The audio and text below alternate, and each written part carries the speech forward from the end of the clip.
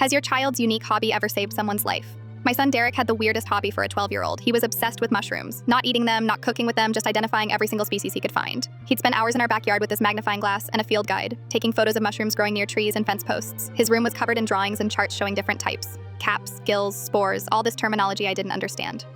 My husband thought it was strange, kept asking why Derek couldn't play baseball or get into video games like normal kids. But Derek would just shrug and go back to his mushroom books. He joined this online forum where amateur mycologists shared photos and helped each other identify species. The kid knew more about fungi than most adults. I figured it was harmless, even if it was weird.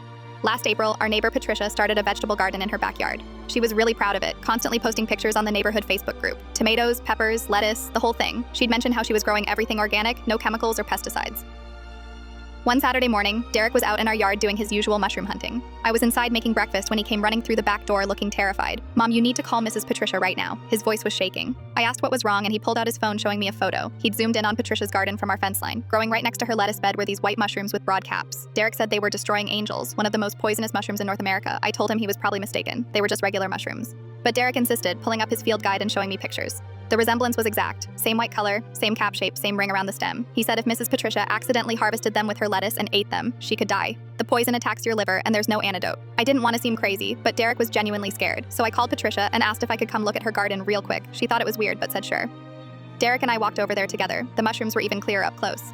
Derek knelt down next to them, taking photos from different angles and comparing them to images on his phone. Patricia came outside asking what we were looking at. When Derek told her they were destroying angels, she laughed, said they were probably just regular store-bought mushrooms that sprouted from compost she'd used.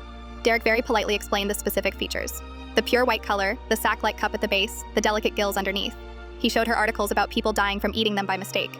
Patricia's smile faded. She asked if he was really sure. Derek nodded and said he could post photos in his mushroom forum to get confirmation from experts, but he was 99% certain. Within an hour, 3 professional mycologists on Derek's forum confirmed it. Destroying angels, extremely deadly, growing right in Patricia's garden bed. She called a landscaping company that specialized in hazardous plant removal. They came out wearing gloves and masks, carefully dug up every single mushroom, and disposed of them properly. The crew chief said Patricia was lucky. He'd seen 2 cases in his career where people died from eating these mushrooms after confusing them with edible varieties. One case was a family that made soup with them. 3 people died, including a kid. Patricia was shaken up. She kept thanking Derek over and over, said she'd been planning to make a big salad that night with lettuce from that exact bed. She probably would have grabbed some of those mushrooms without thinking twice. My husband stopped making comments about Derek's weird hobby after that.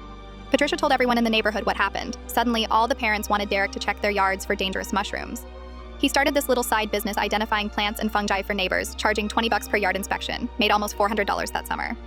But the best part was watching Derek realize his obsession actually mattered. That knowing obscure facts about mushrooms wasn't just weird, it was valuable. He's 16 now and wants to study mycology in college. Still spends his weekends looking at mushrooms, still posts in those same forums, still weird. But nobody questions it anymore.